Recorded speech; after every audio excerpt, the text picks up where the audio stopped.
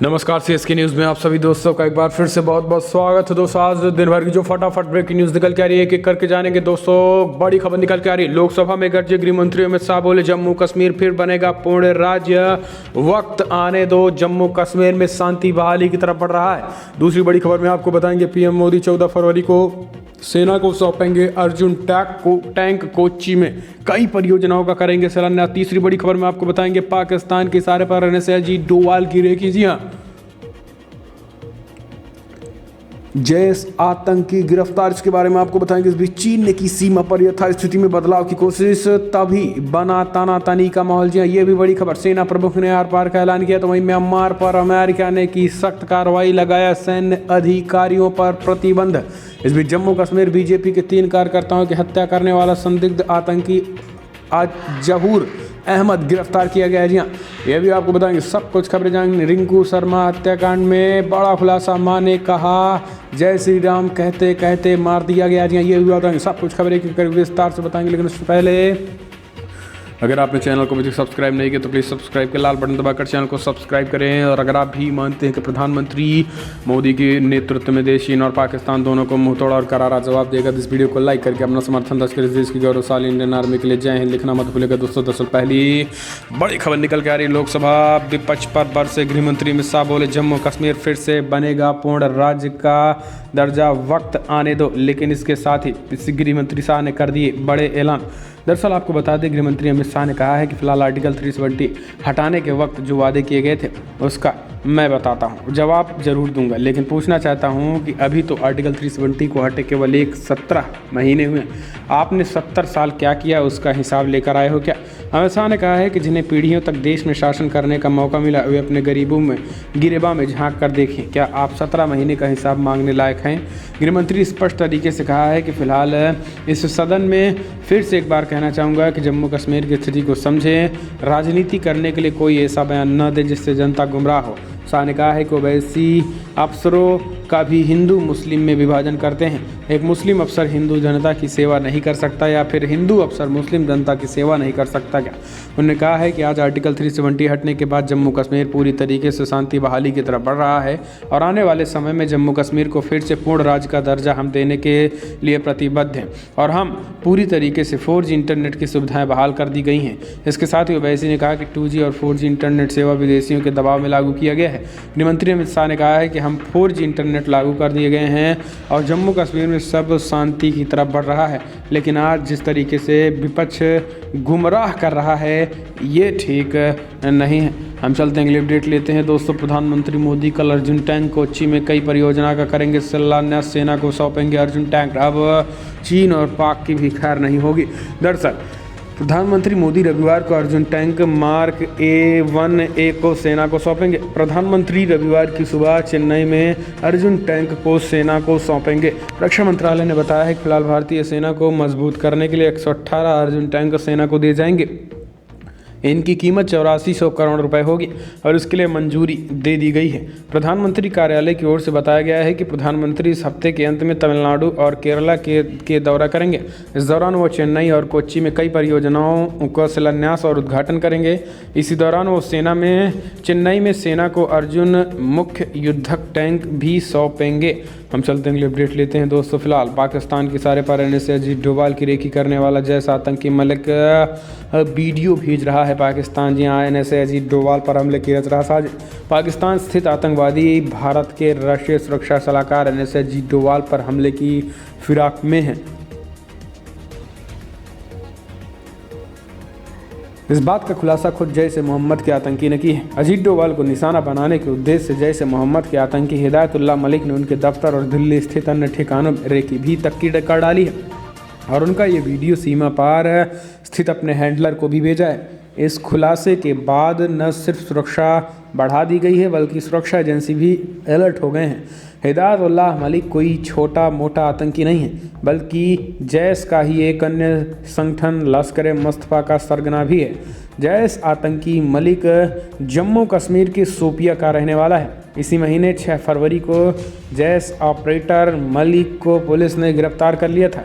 मलिक के खिलाफ जम्मू के गांग्याल पुलिस स्टेशन में धारा 18 और 20 यूपीए अधिनियम के तहत केस दर्ज किया गया है।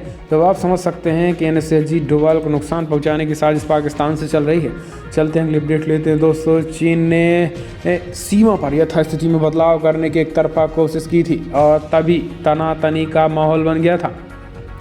दरअसल थल सेना प्रमुख जनरल एम नरवणे ने कहा है कि फिलहाल भारत के पड़ोस में चीन के बढ़ते दखल और सीमाओं पर इसके द्वारा यथास्थिति में एक तरफा बदलाव की कोशिशों के कारण ही पारस्परिक अविश्वास एवं तनातनी का वातावरण बना। शुक्रवार को उन्होंने एक सेमिनार को संबोधित करते हुए कहा है कि चीन अमेरिका के बीच दुश्मनी ने भी क्षेत्रीय असंतुलन और अस्थिरता पैदा की है।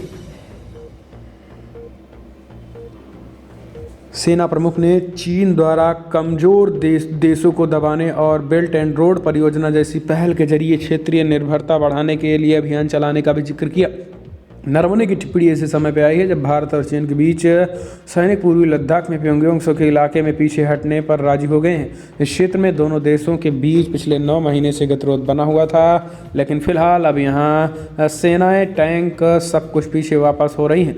हम चलते हैं अपडेट लेते हैं दोस्तों। फिलहाल बड़ी खबर, जम्मू कश्मीर बीजेपी के 3 कार्यकर्ताओं की हत्या करने वाला संदिग्ध आतंकी जहूर अहमद गिरफ्तार। जम्मू कश्मीर पुलिस ने कुलगाम जिले में पिछले साल 3 बीजेपी कार्यकर्ताओं की हत्या करने वाले संदिग्ध टीआरएफ के आतंकवादी जहूर अहमद उर्फ खालिद उर्फ साहिल को गिरफ्तार किया गया है। जम्मू कश्मीर पुलिस ने टीआरएफ आतंकी जहूर को सांबा जिले से गिरफ्तार कर लिया है। बीजेपी कार्यकर्ताओं के साथ ही इस आतंकी ने कुलगाम में एक पुलिसकर्मी की भी हत्या कर दी थी। जम्मू कश्मीर जोन के पुलिस महानिरीक्षक विजय कुमार ने बताया है कि पुलिस टीम को खुफिया जानकारी मिली कि एक आतंकी सांबा इलाके में मौजूद है। खुफिया जानकारी के आधार पर पुलिस ने 12 और 13 फरवरी की रात को अनंतनाग के सांबा से टीआरएफ के आतंकवादी जहूर अहमद राधर को गिरफ्तार किया। आपको बता दें कि टीआरएफ लश्कर-ए-तैयबा का ही संगठन है जिसे आईजीपी ने बना रखा है।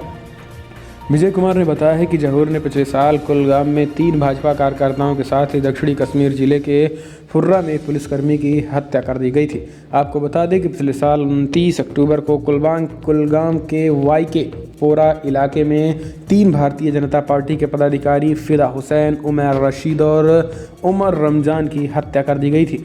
हम चलते हैं अपडेट लेते हैं दोस्तों। फिलहाल बड़ी खबर निकल के आ रही है, दिल्ली क्राइम ब्रांच को सौंपी गई रिंकू शर्मा हत्याकांड की जांच। परिवार ने कहा जय श्री राम के नारे लगाता था, इसी वजह से हुआ था विवाद। जय श्री राम कहते कहते मारा भी गया। जी हाँ, दरअसल आपको बता दें फिलहाल दिल्ली के मंगोलपुर इलाके में रिंकू शर्मा की कुछ बदमाशों ने चाकू मारकर हत्या कर दी थी। रिंकू शर्मा हत्याकांड की जांच अब दिल्ली पुलिस की क्राइम ब्रांच को सौंपी गई है। रिंकू शर्मा हत्याकांड मामले में दिल्ली पुलिस 30 दिनों के अंदर अपनी चार्जशीट कोर्ट में दाखिल करेगी। दिल्ली पुलिस कमिश्नर ने जल्द से जल्द मामले की गहन तफ्तीश करने के आदेश क्राइम ब्रांच को सौंप दिए हैं। पुलिस ने इस मामले में अब तक 5 आरोपियों को गिरफ्तार किया है। आरोपियों की पहचान जाहिद, मेहताब, दानिश, ताजुद्दीन और इस्लाम के तौर पर हुई है। रिंकू के परिवार का कहना है कि बजरंग दल से जुड़ा था और इलाके में जय श्री राम के नारे लगाता था। इस पर आरोपियों को ऐतराज भी था। परिवार का आरोप है कि रिंकू की हत्या इसलिए की गई क्योंकि इलाके में जय श्री राम के नारे लगाते थे। 5 अगस्त 2020 को रिंकू ने राम मंदिर बनाने की खुशी में इलाके में जय श्री राम रैली भी निकाली थी। तभी से आरोपी पक्ष के लोगों ने ऐतराज जताया था। रिंकू की मां का कहना है कि फिलहाल 30 और 40 लोग आए, लाठी डंडे चाकू के साथ मेरे बेटे को बहुत मारा। जब मारा था तब वो जय श्री राम का नारा भी लगा रहा था। तो ये बड़ी खबर निकल के आ रही है, दुखद खबर है। लेकिन दोस्तों अगर आप भी मानते हैं कि ऐसे जिहादियों का एनकाउंटर होना चाहिए जो पश्चिम बंगाल पूरे देश को बनाने की कोशिश कर रहे हैं, तो आप भी कमेंट के माध्यम से अपने सुझाव दें। हम चलते हैं अपडेट लेते हैं दोस्तों। फिलहाल अमेरिका ने म्यांमार पर लगाया प्रतिबंध। जी हाँ, कई सैन्य अधिकारी म्यांमार के कई सैन्य अधिकारियों पर सैंक्शन लगाया है। दरअसल बाइडेन प्रशासन ने म्यांमार में हुए तख्तापलट पर कड़ा एक्शन लेते हुए म्यांमार के कई सैन्य अधिकारियों पर प्रतिबंध लगा दिए। आपको बता दें कि ये प्रतिबंध उस के बाद आया है जब वहाँ के राष्ट्रपति वांग सू को तख्ता पलट करके हिरासत में ले लिया गया है और इसके बाद से दोस्तों सेना का राज हो गया। सैन्य राज होने के बाद ये बड़ा एक्शन ले लिया गया है। हम चलते हैं अपडेट लेते हैं दोस्तों। फिलहाल बड़ी खबर, गणतंत्र दिवस हिंसा का सीन रिक्रिएशन। दीप सिद्धू और इकबाल सिंह को लाल किला लेकर दिल्ली पुलिस दिल्ली पहुंची। दरअसल गणतंत्र दिवस पर किसानों की ट्रैक्टर परेड के दौरान लाल किले पर हुई हिंसा के मामले में गिरफ्तार पंजाब अभिनेता दीप सिद्धू और दूसरे आरोपी इकबाल सिंह को आज लाल किला लेकर पहुंची पुलिस वहां फिर से हिंसा का सीन रिक्रिएट कर सकती है। इस मामले की जांच कर रही दिल्ली पुलिस हिंसा वाले दिन का सीन रिक्रिएट करने के लिए इकबाल सिंह और दीप सिद्धू को दोनों को वह मार्ग दिखाया जा रहा है, जिसमें वो 26 जनवरी को लाल किले तक पहुंचे थे।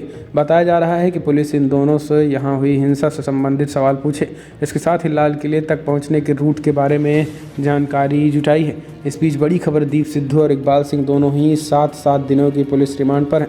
इस दौरान पुलिस इन दोनों से हिंसा से जुड़ी सभी अहम जानकारियां हासिल करना चाहती है। लाल किले पर हुई हिंसा में 500 से ज़्यादा पुलिस कर्मी घायल थे। दिल्ली पुलिस ने इस मामले में नामजद आरोपियों के खिलाफ देशद्रोह और सरकारी कर्मचारियों पर हमला करने समेत कई धाराओं में केस दर्ज किया था। हम चलते हैं, अपडेट लेते हैं दोस्तों। फिलहाल जब संसद में निर्मला सीतारमण ने राहुल गांधी पर बोला बड़ा हमला, याद दिलाए दामाद की याद, हमारे दो पर राहुल को घेरा।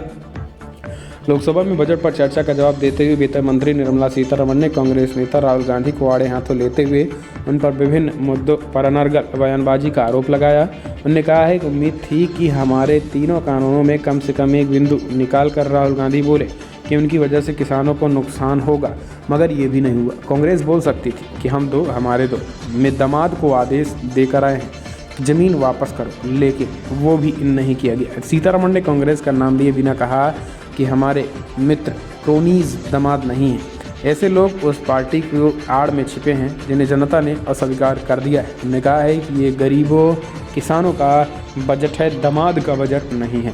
हम चलते हैं, अपडेट लेते हैं दोस्तों। फिलहाल बड़ी खबर, टिकरी बॉर्डर पर एक बार फिर से हुई गुंडई। जी हां, पोस्टर लगाने पहुंची दिल्ली पुलिस के जवान की पिटाई कर दी, सर ही फूट गया। दिल्ली की सीमाओं पर पिछले 2 महीनों से ज़्यादा समय से किसानों का आंदोलन जारी है। इसी बीच हरियाणा और दिल्ली के बीच टिकरी बॉर्डर पर शुक्रवार को आंदोलनकारियों ने एक हवलदार की पिटाई कर दी। घटना के समय पुलिसकर्मी लापता किसानों का पोस्टर लगाने के लिए बॉर्डर पर पहुंचे थे। इस मामले पर दिल्ली पुलिस अधिकारियों ने चुप्पी साध रखी है।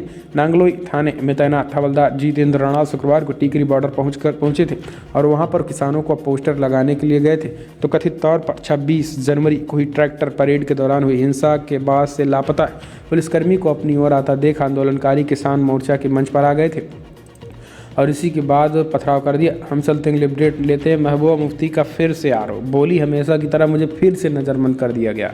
जी हां, दरअसल महबूबा मुफ्ती ने एक बार फिर से सरकार पर नज़रबंद करने का आरोप लगाया है। उन्होंने कहा है कि फर्जी मुठभेड़ में कथित तौर पर मारे गए अतहर मुश्ताक के परिवार से मिलने की कोशिश के बीच मुझे हमेशा की तरह फिर से नज़रबंद कर दिया गया है। इसके बाद महबूबा ने कहा है कि अतहर के पिता पर शव की मांग के लिए UAPA के तहत मामला दर्ज कर लिया गया है। ये बड़ी खबर निकल के आ रही है। चलते हैं, अपडेट लेते हैं। असदुद्दीन ओवैसी ने कहा सरकार CAA के नियम बनाएगी तो हम फिर से दोबारा सड़कों पर उतरेंगे। जी हाँ, ओवैसी का फिर से भड़काऊ बयान। AIMIM सांसद असदुद्दीन ओवैसी मंगलवार को कहा है कि फिलहाल गृह मंत्री अमित शाह कह रहे हैं कि कोविड-19 वैक्सीनेशन के बाद हम फिर से CAA लागू देश भर में करेंगे। हम उनको बता देना चाहते हैं कि आप CAA लागू करिए और हम फिर से सड़कों पर उतरने को तैयार हैं। ये बातें कौन कहा है? ये बातें कह रहे हैं, जी हाँ, बड़ी खबर निकल के आ रही, ये बातें कहना है AIMIM सांसद असदुद्दीन ओवैसी का। उनका कहना है कि CAA को लेकर सरकार कानून को ही रद्द करे। तो दोस्तों, अब आपको क्या लग रहा है कि क्या ओवैसी जैसे लोगों की बातों को सुनना चाहिए या फिर CAA देश भर में, पश्चिम बंगाल समेत देश भर में लागू करना चाहिए? कमेंट के माध्यम से आप अपनी राय देना ना भूलें।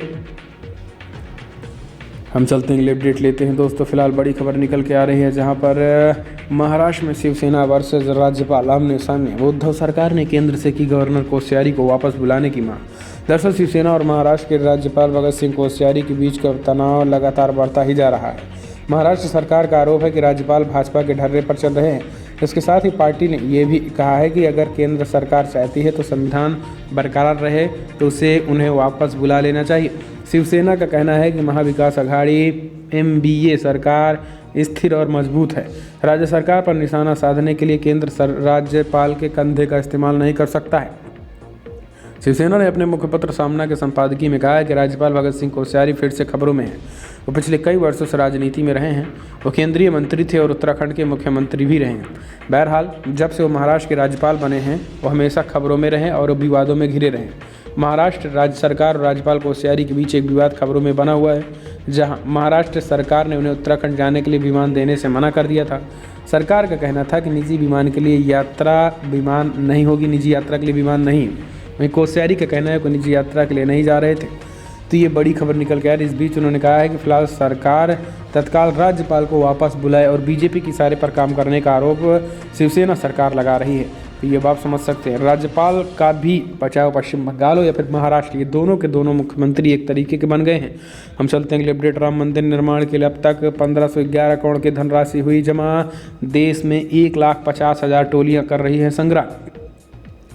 दरअसल दोस्तों, राम मंदिर निर्माण के लिए मकर संक्रांति से चल रहे निधि समर्पण अभियान में जन जन के राम की अवधारणा की पुष्टि हो रही है। पूरे देश में समर्पण अभियान को लेकर जो उत्साह दिख रहा है उसका अंदाज़ा इसी बात से लगाया जा सकता है कि मात्र 27 दिन के भीतर पूरे देश श्री राम मंदिर निर्माण के लिए 15 से 11 करोड़ की धनराशि जमा हो चुकी है। श्री राम जन्मभूमि तीर्थ क्षेत्र ट्रस्ट के कोषाध्यक्ष स्वामी गोविंद देवगिरी ने ये जानकारी दी है। उन्होंने कहा है कि गुरुवार शाम तक उपलब्ध आंकड़ों के अनुसार अयोध्या में राम मंदिर निर्माण के लिए 15 से 12 करोड़ रुपए एकत्र किए जा चुके हैं। आपको बता दें कि अयोध्या में राम मंदिर निर्माण के लिए पूरे देश में हर वर्ग समर्पण निधि में अपना सहयोग दे रहे हैं। छोटे बच्चे भी गुल्लक के माध्यम से समर्पण निधि से रामलला को अर्पित कर रहे हैं। तो मजदूर, भिखारी, ठेला, खोमचा, रिक्शा चालक भी अपने सामर्थ्य के अनुसार राम मंदिर के लिए सहयोग कर रहे हैं। तो ये एक बड़ी खबर है। हम चलते हैं अपडेट लेते हैं दोस्तों। पूरे उत्तर भारत में भूकंप की तेज झटके, तजाकिस्तान में था केंद्र 6.3 की तीव्रता। दरअसल उत्तर भारत में शुक्रवार को भूकंप के तेज झटके महसूस किए गए थे। रात 10:30 बजे आए इस भूकंप ने दिल्ली एनसीआर थर्रा गया था। भूकंप का असर हरियाणा, राजस्थान, जम्मू कश्मीर में भी दिखा। इसके साथ ही भूकंप का केंद्र तजाकिस्तान था, जहां रिएक्टर स्केल पर भूकंप की तीव्रता 6.3 मापी गई थी। तो दोस्तों, फिलहाल बड़ी खबर में इतना है, लेकिन अगर आपको वीडियो पसंद आए तो लाइक करें, शेयर करें, कमेंट के माध्यम से आप अपनी राय देना ना भूलें। दोस्तों, इस वीडियो में इतना ही। जय हिंद, वंदे मातरम।